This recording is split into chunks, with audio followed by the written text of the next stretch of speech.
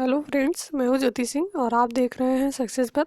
आज की इस वीडियो में हम पॉलिटेक्निक सिविल इंजीनियरिंग के थर्ड सेमेस्टर के स्टूडेंट के लिए जो उनका एक सब्जेक्ट है इन्वायरमेंटल स्टडीज़ का, उसको हम यहां पर कवर कर रहे हैं चैप्टर वाइज। तो फर्स्ट चैप्टर हम कवर कर चुके हैं। सेकंड चैप्टर आज हम देखने वाले हैं एयर पॉल्यूशन, वायु प्रदूषण। यदि आप फर्स्ट चैप्टर की वीडियो नहीं देखे हैं तो आप इन्वायरमेंटल स्टडीज़ के प्लेलिस्ट में जाके वो पीछे की वीडियोस देख सकते हैं। और आपके एज इट इज़ आपकी एचएचएम यानी कि hydraulics and hydraulics machine and concrete technology की भी सीरीज यहाँ पर चल रही है, तो उसकी भी वीडियोस आप प्लेलिस्ट में जाकर देख सकते हैं। और ऐसे ही और वीडियोस के लिए आप चैनल पर बने रहिए। इस वीडियो को एंड तक जरूर देखिए और इस वीडियो को अपने फ्रेंड्स के साथ ज़्यादा से ज़्यादा शेयर कीजिए। यदि आप चैनल पर नए हैं तो चैनल को सब्सक्राइब कर लीजिए, बेल आइकन को प्रेस कर लीजिए, जिससे कि हमारे जो भी वीडियो यहाँ पर अपलोड की जाएगी उसकी नोटिफिकेशन आपको सबसे पहले मिलती रहेगी। तो चलिए हम स्टार्ट करते हैं। एयर पॉल्यूशन, वायु प्रदूषण आपका क्या है और इसमें जितने भी इम्पोर्टेंट टॉपिक होंगे उसको हम यहाँ पर कवर करेंगे। तो सबसे पहले हम इंट्रोडक्शन को देखते हैं। इंट्रोडक्शन में आपका क्या दिया हुआ, वायु सभी मनुष्यों, जीवों एवं वनस्पतियों के लिए अत्यंत आवश्यक है। इसकी महत्ता का अनुमान इसी से लगाया जा सकता है कि मनुष्य भोजन के बिना हफ्तों तक, जल के बिना कुछ दिनों तक ही जीवित रह सकता है, किंतु वायु के बिना उसका जीवित रहना असंभव है। तो यहाँ से ही आपको ये समझ में आ जाता है कि जो वायु है, एयर है, कितना इम्पोर्टेंस है।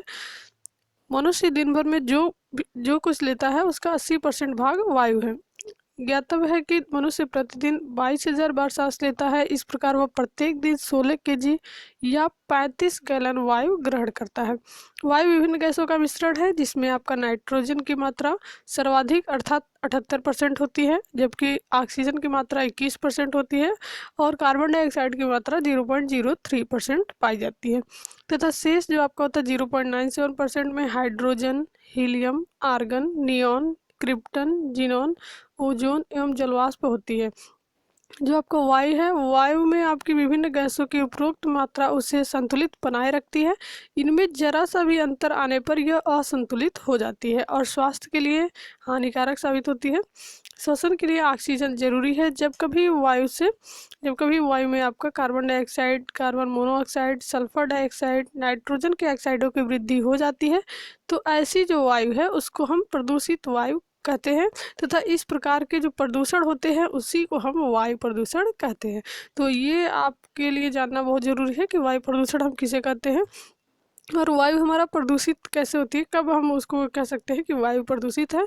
तो आप ये लाइन जरूर याद रखिएगा कि जब कभी वायु में carbon dioxide, carbon monoxide, sulphur dioxide, nitrogen के ऑक्साइडों की वृद्धि हो जाती है तो ऐसी जो वायु होगी उसी को हम प्रदूषित वायु बोलेंगे।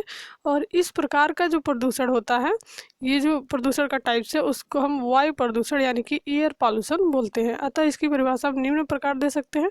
इसका डिफिनीशन हम दे सकते हैं अलग अलग टाइप से। तो सबसे पहले देखिए ये डिफिनीशन दिया गया है, प्राकृतिक तथा मानव जनित स्रोतों से उत्पन्न बाहरी तत्वों के वायु में मिश्रण के कारण वायु की असंतुलित दशा को वायु प्रदूषण कहते हैं। जो प्राकृतिक और मानव जनित स्रोतों से जो उत्पन्न बाहरी तत्व है उनका जब वायु में वो मिल जाते हैं तो उनके मिश्रण के कारण जो वायु की असंतुलित दशा होती है उसी को हम वायु प्रदूषण कहते हैं। तथा जिन कारकों से वायु प्रदूषित होती है उन्हें हम वायु प्रदूषक कहते हैं। यानी कि जिन कारकों से वो प्रदूषित हो रही हैं वो कारक जो फैक्टर्स होते हैं उसी को हम प्रदूषक यानी कि पॉल्यूटेंट्स बोलते हैं। और ये आपका पॉल्यूशन और पॉल्यूटेंट्स में अंतर होता है। यहाँ आपका प्रदूषण दिया है और यहाँ आपका प्रदूषक दिया है, तो इन दोनों पॉइंट को आप जरूर ध्यान दीजिएगा। नेक्स्ट हम देखते हैं, इस प्रकार असंतुलित वायु की गुणवत्ता में ह्रास हो जाता है और वह जीव जंतु एवं पादपों के लिए हानिकारक हो जाती है। आपका नेक्स्ट फिर आपका वायु प्रदूषण की परिभाषा दिया गया है हेनरी परकिंस के अनुसार। इन्होंने क्या बताया है कि वायु प्रदूषण एक स्वीकार परिभाषा निम्न प्रकार दी है, वायु पर्यावरण में धूल, धुआं, गैस, तुषार, गंध एवं वाष्प में से एक या अधिक प्रदूषकों की हानिकारक मात्रा एवं दीर्घ अवधि तक उपस्थिति जो मनुष्य, जानवरों, पेड़ पौधों एवं संपत्ति के लिए घातक हो अथवा तर्कहीन ढंग से जीवन और संपत्ति के आनंदमय उपभोग में बाधक हो, वायु प्रदूषण कहलाता है। यानी कि कोई भी ऐसा तत्व, ये आपका जैसे धूल है, धुआं, गैस, इनमें से कोई भी एक या एक से अधिक तत्व यानी कि ये जो होते हैं इसी को हम प्रदूषक बोलते हैं। यही कारक है, ये जो कारक जब वायु में मिल जाते हैं इनका मिश्रण होता है तभी हमारा वायु प्रदूषित हो जाता है, उसी को हम वायु प्रदूषण बोलते हैं। और जिनके कारण प्रदूषित होता है, जिनके मिलने से होता है, उसी को हम प्रदूषक बोलते हैं। ठीक है, ये ध्यान रखिएगा, प्रदूषक किसे कहते हैं और प्रदूषण किसे कहते हैं। यानी कि प्रदूषण जिसको हम पॉल्यूटेंट बोलते हैं, सॉरी, प्रदूषक को हम पॉल्यूटेंट बोलते हैं, प्रदूषण को हम पॉल्यूशन बोलते हैं। नेक्स्ट हम देखते हैं, विश्व स्वास्थ्य संगठन WHO, वायु प्रदूषक एक ऐसी परिस्थिति है जिसमें बाह्य वायुमंडल में ऐसे पदार्थ एकत्र हो जाते हैं जो मनुष्य एवं उसके पर्यावरण के लिए हानिकारक होते हैं। ये WHO के अनुसार था। नेक्स्ट हम देखते हैं, यहाँ पर आपको एक तालिका दी हुई है, प्रदूषण मुक्त वायु का संगठन, वायु में पाई जाने वाली गैसों की प्रतिशत मात्रा तालिका में आपका दिया गया है। सबसे पहले आपका यहाँ पर घटक दिया गया है, कौन कौन से कंपोनेंट्स हैं, मतलब कौन कौन सी गैसें होती हैं, प्रतिशत मात्रा में वो कितनी होती हैं, और उनका ppm कितना होता है आयतन में। तो यहाँ पर पूरी डिटेल दी गई है। नेक्स्ट हम देखते हैं, जो इम्पोर्टेंट पॉइंट है उसी को हम यहाँ पर डिस्कस कर रहे हैं। ये आपका है वायु गुणवत्ता सूचकांक के मुताबिक PM 2.5 का स्तर और प्रभाव। तो यहाँ पर स्तर दिया गया है, कलर इसमें दिया गया है, स्थिति दी गई है, और स्वास्थ्य पर क्या क्या प्रभाव पड़ रहे हैं उसके बारे में यहाँ पर दिया गया है।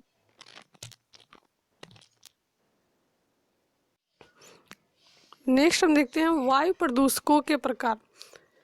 पॉल्यूटेंट्स जो होते हैं उनके कौन कौन से प्रकार हैं। जो प्रदूषक जो कारक होते हैं जो वायु में मिल जाते हैं, वायु में मिश्रण के कारण ही जो वायु आपकी प्रदूषित हो जाती है, जिसको हम वायु प्रदूषण बोलते हैं। तो वो कारक जो हैं कौन कौन से होते हैं, उनके टाइप्स क्या है। तो ये प्रदूषकों को निम्न दो वर्गों में बांटा गया है। पहला आपका है प्राकृतिक वायु प्रदूषक और दूसरा आपका है कृत्रिम वायु प्रदूषक। प्राकृतिक यानी कि नेचुरल और कृत्रिम यानी कि आर्टिफिशियल, दो प्रकार के आपके प्रदूषक होते हैं। और इसमें इनके बहुत सारे टाइप्स हैं। जैसे प्राकृतिक वायु प्रदूषक आप देख सकते हैं बहुत सारे, जैसे ज्वालामुखी के उद्गार से निकली राख, आंधी तूफान के समय उड़ती धूल, तनों में लगी आग से उत्पन्न धुआं तथा कार्बन डाइऑक्साइड, इसी प्रकार के दलदलों तथा अनुपों में अवघटित होने वाले पदार्थों से निकली जो मीथेन गैस होती है, बैक्टीरिया से निर्मित जो कार्बन डाइऑक्साइड होती है, कवक से उत्पन्न जीवाणु, ये सभी जो है प्राकृतिक वायु प्रदूषक है, प्रकृति के कारण ये होते हैं। नेक्स्ट हम देखते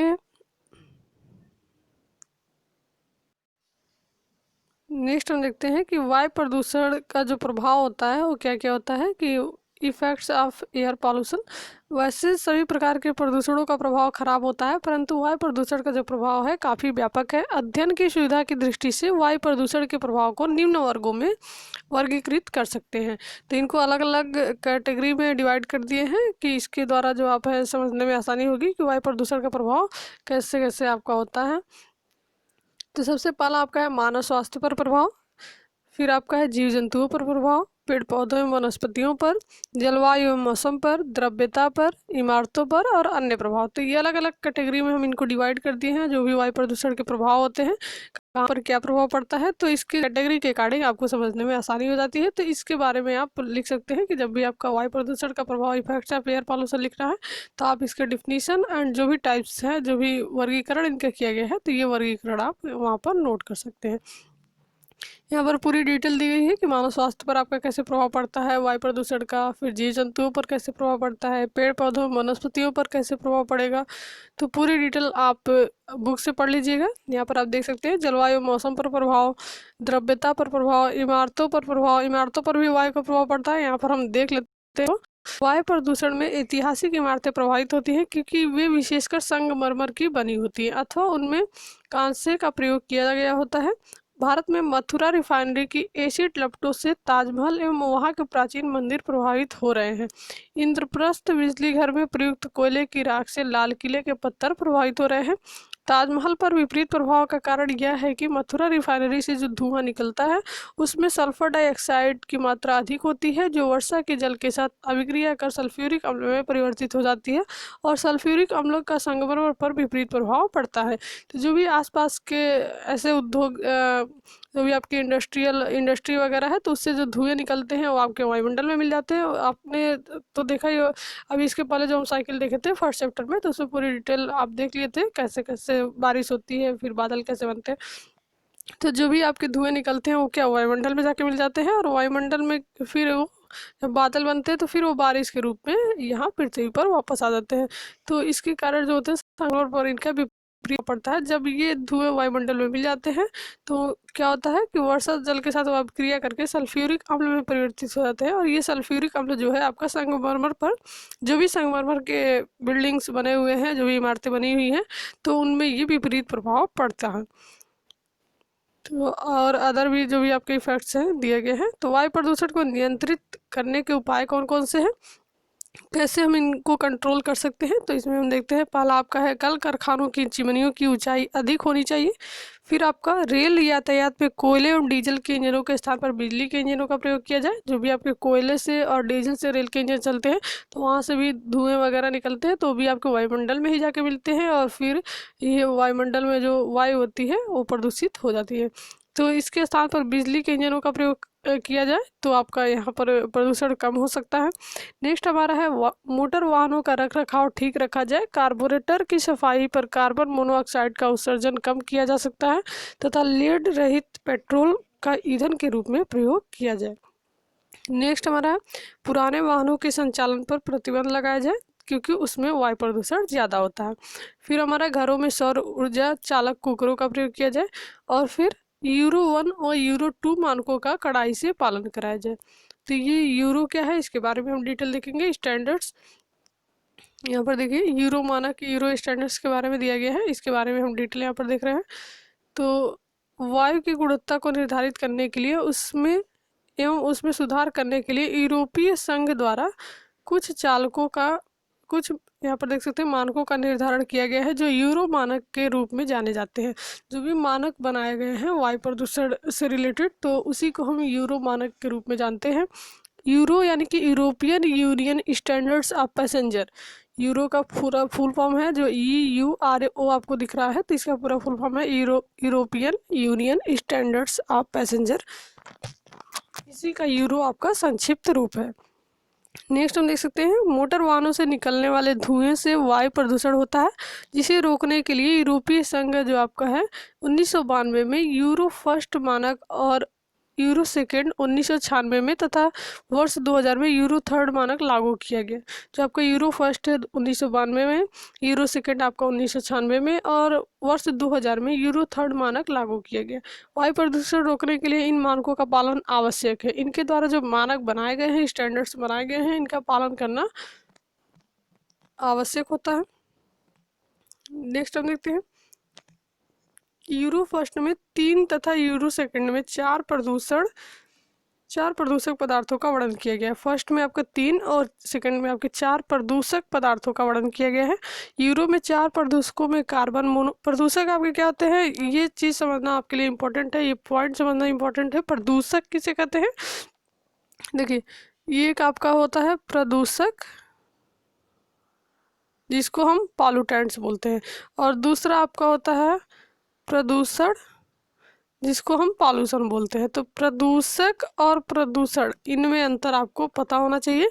तो प्रदूषक क्या है, अभी हम प्रदूषक की अगर बात कर लें तो ये जो प्रदूषक है, जब भी वायु में जो भी कारक यानी कि जो भी बाहरी पदार्थ, बाहरी तत्व मिल जाते हैं उनके मिश्रण से, तो उनके मिश्रण से जो आपका वायु प्रदूषित हो जाती है, और उसी को हम प्रदूषण बोलते हैं।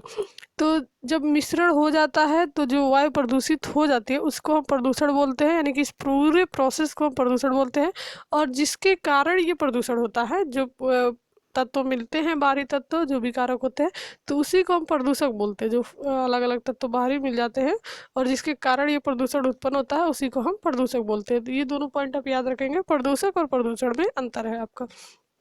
तो यहाँ पर देख सकते हैं यूरो फर्स्ट में 3 तथा यूरो सेकंड में 4 प्रदूषक पदार्थों का वर्णन किया गया है। तो यूरो में 4 प्रदूषकों में कौन कौन से हैं, carbon monoxide, hydrocarbon, nitrous oxide एवं धूल कण का समावेश किया गया है।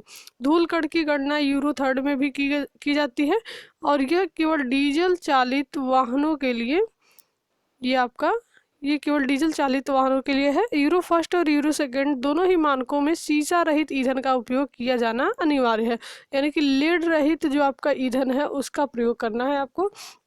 फिर देखिए 29 अप्रैल 1999 को भारतीय उच्चतम न्यायालय ने एक लोकहित याचिका पर अपना निर्णय देते हुए यूरो मानक को पूरा करने का आदेश दिया है। न्यायालय ने यह आदेश जारी किया था कि 1 अप्रैल 2000 से ऐसे गैर वाणिज्यिक वाहनों का रजिस्ट्रेशन राष्ट्रीय राजधानी दिल्ली में नहीं किया जाना चाहिए जो यूरो मानकों को पूरा नहीं करते हैं। इसके अतिरिक्त न्यायालय ने यह भी आदेश दिया था कि ऐसे प्राइवेट गैस वाणिज्यिक वाहन जो यूरो फर्स्ट मानकों को पूरा करते हैं उनका रजिस्ट्रेशन 1 मई 1999 से 31 मार्च 2000 तक किया जाए।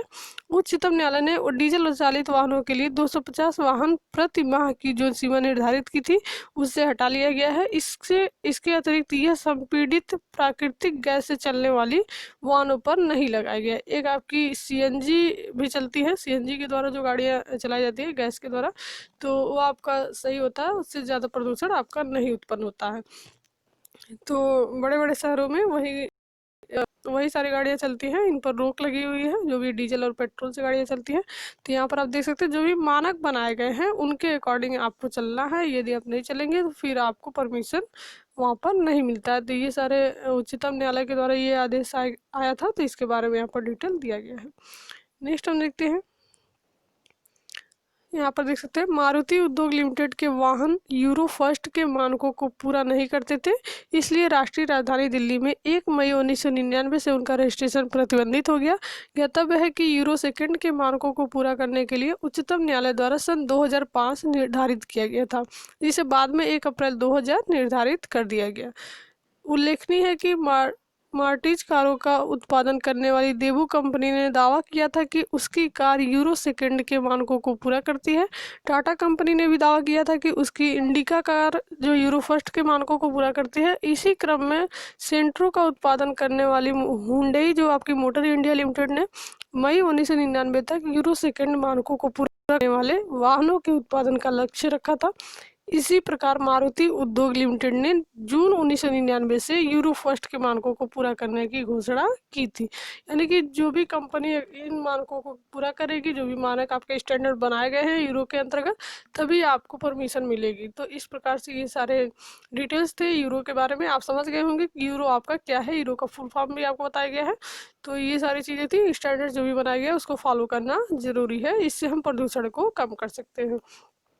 वायु प्रदूषण को नियंत्रित करने के कुछ अन्य उपाय भी दिए गए हैं यहाँ पर।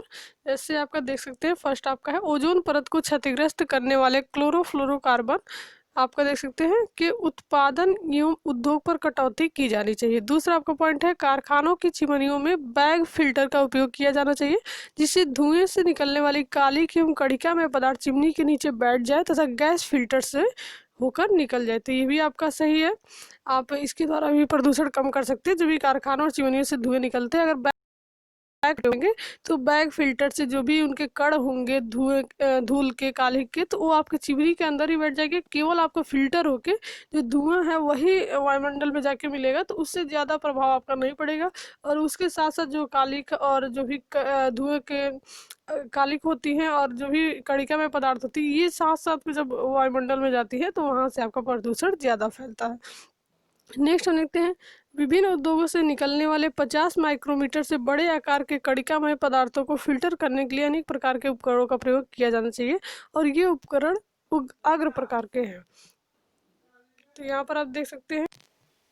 तो अभी हम ओजोन लेयर के बारे में देखने वाले हैं। इस जो टॉपिक है आपका सेकंड जो चैप्टर है एयर पॉल्यूशन, तो इसमें जो भी इंपॉर्टेंट पॉइंट है वो हम पढ़ लिए हैं। अभी आपके 3 इंपॉर्टेंट पॉइंट बच जाते हैं। ये आपका ओजोन परत है एक सबसे इम्पोर्टेंट, फिर आपका है ग्रीन हाउस इफेक्ट, और आपका है एक और टॉपिक आपका यहाँ पर मिल जाएगा भोपाल गैस त्रासदी। तो 3 इंपॉर्टेंट टॉपिक हैं जिसके बारे में हम डिटेल पढ़ेंगे। क्या प्रभाव इससे पड़ा हुआ था, जो भी ऐतिहासिक बिल्डिंग थे उसके ऊपर, और पूरी डिटेल कैसे क्या हुआ था, तो हम इसके ऊपर पूरी डिटेल में चर्चा करेंगे। तो आज हम इसी वीडियोज में ओजोन परत के बारे में यहाँ पर डिस्कस कर लेते हैं, और जो भी नेक्स्ट टॉपिक हमारे बच रहे हैं उसको हम नेक्स्ट वीडियो में डिस्कस करने वाले हैं। तो चलिए हम देखते हैं ओजोन परत के बारे में। ये इंपॉर्टेंट पॉइंट है और ये आपके एग्जाम में बार बार पूछा जाता है, तो इसके बारे में हम डिटेल यहाँ पर देखेंगे। ओजोन परत आपका क्या होता है, सबसे पहले तो हम ओजोन परत के बारे में जानते हैं। जो ओजोन है उसका जो O3, इसको O3 बोलते हैं, यानी कि ऑक्सीजन के O3 का मतलब क्या है कि ऑक्सीजन के 3 परमाणुओं से मिलकर बनने वाली गैस है। ओजोन का जो सूत्र है वो आपका O3 होता है, और O3 का मतलब क्या, O से तो ऑक्सीजन होता है, आपको पता है, और 3 का मतलब क्या है कि ऑक्सीजन के ही 3 परमाणुओं से, 3 का मतलब 3 परमाणुओं से मिलकर बनने वाली गैस है। तो आप यहाँ से ध्यान रखेंगे कि जो ओजोन है O3 ऑक्सीजन के 3 परमाणुओं से मिलकर बनने वाली गैस है, जो कि वातावरण में बहुत कम मात्रा में पाई जाती है। जहाँ निचले वातावरण में इसकी उपस्थिति प्रदूषण को बढ़ाने वाली एवं जीवों के एवं मानव के उत्तक के लिए नुकसानदेह है। यदि निचले वातावरण में ये उपस्थित होता है तो वहाँ पर क्या होता है कि प्रदूषण को बढ़ाने वाली एवं जीवों के एवं मानव के उत्तक के लिए नुकसानदेह होती है। वहीं जब ऊपरी वायुमंडल में इसकी उपस्थिति परम आवश्यक है। अगर निचले वायुमंडल में है तो तब तो ये नुकसान करती है, प्रदूषण को बढ़ाती है, और यदि ऊपरी परत में है, ऊपरी वायुमंडल में है, तो इसकी उपस्थिति वहाँ पर परम आवश्यक है। इसकी सघनता जो होती है 10 लाख में 10वां हिस्सा है। यह गैस प्राकृतिक रूप से बनती है जब सूर्य की किरणें वायुमंडल के ऊपरी सतह के ऑक्सीजन से टकराती हैं, O2 से टकराती हैं, तो उच्च ऊर्जा विकिरण से इसका कुछ हिस्सा ओजोन में परिवर्तित हो जाता है। साथ ही विद्युत विकास क्रिया, बादल, आकाशीय विद्युत एवं मोटरों के विद्युत स्पार्क से भी ऑक्सीजन ओजोन में बदल जाती है। पृथ्वी के धरातल से 20 से 30 किलोमीटर ऊंचाई पर वायुमंडल के समताप ओजोन परत की सांद्रता लगभग, आपका यहाँ देख सकते हैं कि पृथ्वी के धरातल से 20 से 30 किलोमीटर की ऊंचाई पर वायुमंडल के समताप मंडल में क्षेत्र में ओजोन गैस का एक छोटा सा आवरण है। समताप मंडल में ये आपका ओजोन गैस का आवरण पाया जाता है, जिससे ओजोन परत कहते हैं। जो छोटा सा आवरण है पतला सा, उसको हम ओजोन परत कहते हैं। और वायुमंडल के आयतन के संदर्भ में ओजोन परत की जो सांद्रता होती है लगभग 10 ppm होती है, और यह ओजोन परत पर्यावरण की रक्षक है। ओजोन परत हानिकारक पराबैंगनी किरणों को पृथ्वी पर आने से रोकता है। तो ये बहुत इंपॉर्टेंस है इसका। तो अभी हम डिटेल भी देख रहे हैं इसका। जो पृथ्वी के धरातल से 20 से 30 किलोमीटर की ऊंचाई पर वायुमंडल के समताप मंडल का जो क्षेत्र है उसी में आपकी ओजोन परत ये पाई जाती है, पतली सी परत है, और इसी को हम ओजोन परत कहते हैं। और वायुमंडल के आयतन के संदर्भ में ओजोन परत की जो सांद्रता होती है लगभग 10 ppm होती है, और यह ओजोन परत पर्यावरण का रक्षक है। ओजोन परत जो क्या होता है, क्या काम करता है, हानिकारक पराबैंगनी किरणों को पृथ्वी पर आने से रोकती है। यदि वो परत नहीं होती तो जो पराबैंगनी किरणें होती हैं जो हानिकारक होती है डायरेक्ट आपका पृथ्वी पर आ जाती, तो ये ओजोन परत उनको रोकने का काम करती है। नेक्स्ट हम देखते हैं, यहाँ पर देख रहे हैं ओजोन परत का क्षरण आपका हो रहा है। तो कैसे हो रहा है और फिर इसको कैसे रोका जा सकता है, तो इसके रोकने के जो उपाय है, क्योंकि ये आपका वायुमंडल का जो ये ओजोन परत है पर्यावरण के रक्षक का काम करती है, और जब इसका क्षरण हो जाएगा, जब ये समाप्त हो जाएगी, इसमें होल हो जाएगा, तो यहाँ से क्या हो, जो पराबैंगनी किरणें हैं हानिकारक, वो आपकी पृथ्वी पर आसानी से आ जाएंगी। तो नेक्स्ट हम देखते हैं ओजोन परत का क्षरण। बढ़ते औद्योगिकीकरण के फलस्वरूप वायुमंडल में कुछ ऐसे रसायनों की मात्रा बढ़ गई जिनके दुष्प्रभाव से ओजोन परत को खतरा उत्पन्न हो गया। ऐसे रसायनों में क्लोरोफ्लोरोकार्बन, जिसको हम CFC बोलते हैं, क्लोरीन एवं नाइट्रस ऑक्साइड गैसें प्रमुख हैं। ये रसायन ओजोन गैस को ऑक्सीजन में विघटित कर देते हैं, जिसकी वजह से ओजोन परत पतली हो जाती है और उसमें छिद्र हो जाता है, यहाँ तक कि ओजोन परत में छिद्र का आकार यूरोप के कुल आकार के बराबर हो गया है, ये आप देख सकते हैं। और जब ओजोन परत में छिद्र हो जाएगा, होल हो जाएगा, तो फिर क्या है, जो भी हानिकारक पराबैंगनी किरणें हैं वो हमारे पृथ्वी पर आसानी से आ जाएंगी, और जो जीव जंतु मनुष्य के लिए हानिकारक है। तो यहाँ से इनको हमको रोकना है। औद्योगिकीकरण के फलस्वरूप ही ये सारी प्रक्रियाएं हो रही हैं, इसी की वजह से आपका प्रदूषण भी होता है, ओजोन परत में क्षरण भी होता है। जो भी इसमें गैसें निकलती हैं, तो वो गैसें क्या होती है कि ओजोन को, जो भी आपका O3 है, उसको ऑक्सीजन में परिवर्तित कर देती हैं, और इससे क्या होती है कि जो ओजोन परत है वो पतली हो जाती है, जो भी लेयर है उसकी, और उसमें होल हो जाता है। तो यहाँ पर देखा जा रहा है कि ओजोन परत में छिद्र का आकार यूरोप के कुल आकार के बराबर हो गया, उसमें होल हो गए हैं, और ये आपके अभी यूरोप के कुल आकार के बराबर है। ओजोन परत में छिद्र हो जाने के कारण सूर्य की हानिकारक पराबैंगनी किरणें व रेडियो विकिरण धरती पर पहुंच जाते हैं तथा जीव जंतु एवं वनस्पतियों पर अपना कुप्रभाव छोड़ते हैं। पराबैंगनी किरणों से त्वचा कैंसर, देखिए क्या क्या दिक्कतें हो जाती है, उससे क्या इफेक्ट पड़ते हैं। पराबैंगनी किरणें जो आपकी हानिकारक होती है, इसीलिए ओजोन परत उनको रोकने का काम करती है, जिससे हम सुरक्षित रहते हैं, हमें कोई नुकसान नहीं होता।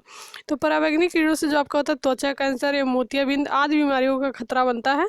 शरीर की रोगों से लड़ने की क्षमता कम हो जाती है और कृषि में पैदावार आपकी कम होती है, वो वन संपदा क्षतिग्रस्त हो जाती है। पराबैंगनी कीड़ों का कुप्रभाव समुद्री जीवों पर भी पड़ता है, यानी कि सभी जो जीव जंतु पृथ्वी पर, पेड़ पौधे हैं, मनुष्य हैं, इन सब पे उसका बहुत बुरा प्रभाव पड़ता है। तो इसके लिए हमको क्या है कि ओजोन परत को पतला होने से, उसमें होल होने से हमको उसको रोकना है। और ये आप औद्योगिकीकरण को कम करके ही कर सकते हैं, क्योंकि उद्योगों से जो भी गैसें निकलती हैं हानिकारक, ये इन्हीं के कारण ये जो उनकी परत है ओजोन की, वो पतली हो जाती है और उसमें होल हो जाता है।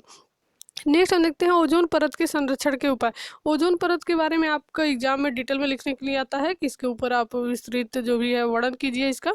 तो इसके बारे में आप पूरी डिटेल लिख सकते हैं कि ओजोन परत क्या है, ओजोन परत का क्षरण कैसे होता है, और ओजोन परत के संरक्षण के उपाय जो आपके हैं कौन कौन से। तो पूरी हेडिंग डाल के आप इसको पूरा डिटेल में यहाँ पर लिख सकते हैं। तभी हम देखते हैं ओजोन परत के संरक्षण के उपाय क्या है। ओजोन परत का जो संरक्षण है एक वैश्विक समस्या है। विश्व के वैज्ञानिकों ने एवं पर्यावरणविदों ने इसके संरक्षण के उपायों को गंभीरता से लिया है। ओजोन परत को बचाने के सर्वाधिक प्रयासों के तहत सर्वप्रथम 1985 में वियना सम्मेलन तथा आप देख सकते हैं यहाँ पर काफी था।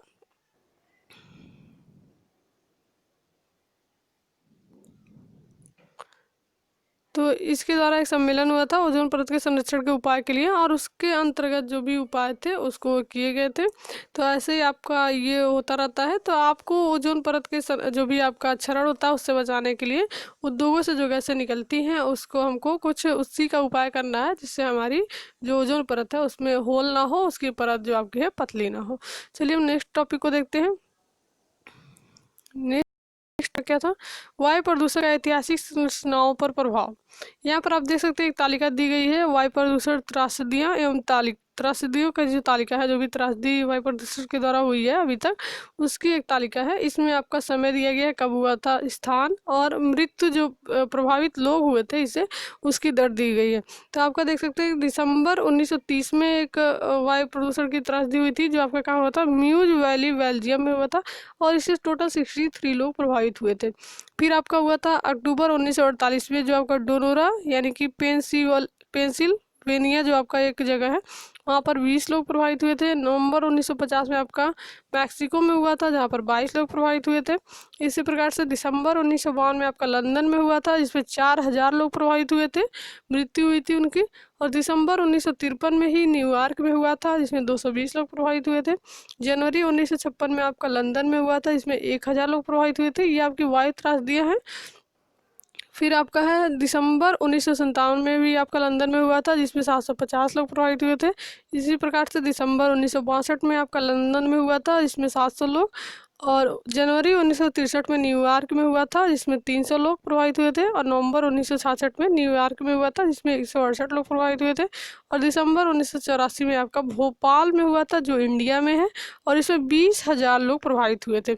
जो भोपाल गैस कांड है, भोपाल जो भी आपका त्रासदी हुआ था, तो इसके बारे में ये तो बहुत ही इंपॉर्टेंट टॉपिक है आपका। ओजोन परत भी आपका इंपॉर्टेंट था और ये भी इंपॉर्टेंट है। दिसंबर 1984 में जो भोपाल में हुआ था, जो भी वायु गैस त्रासदी हुई थी, इसमें 20,000 लोग प्रभावित हुए थे। तो इस कांड के बारे में, जो भोपाल गैस त्रासदी है, इसके ऊपर हमको डिटेल में डिस्कस करना है, जो हम नेक्स्ट वीडियो में करेंगे। तो आप इस वीडियो को ज़रूर देखिएगा और इस वीडियो को अपने फ्रेंड्स के साथ ज़्यादा से ज़्यादा शेयर कर दीजिए। चैनल पर नए हैं तो सब्सक्राइब जरूर कर लीजिए, जिससे कि हमारे जब भी हम वीडियो अपलोड करते रहेंगे तो आपको नोटिफिकेशन सबसे पहले मिलेगी, जिससे आप वीडियो देख सकते हैं। और वीडियो पसंद आए तो वीडियो को लाइक भी कीजिए। तो इस तरीके से जो भोपाल गैस त्रासदी है, भोपाल गैस त्रासदी को हम पूरी डिटेल देखेंगे, डिस्कस करेंगे नेक्स्ट वीडियो में। और ये जो टॉपिक है बहुत ही इंपॉर्टेंट है आप सभी के लिए। तो चलिए आज के लिए इतना ही। जो भी आगे की वीडियोज़ है नेक्स्ट लेक्चर में देखेंगे।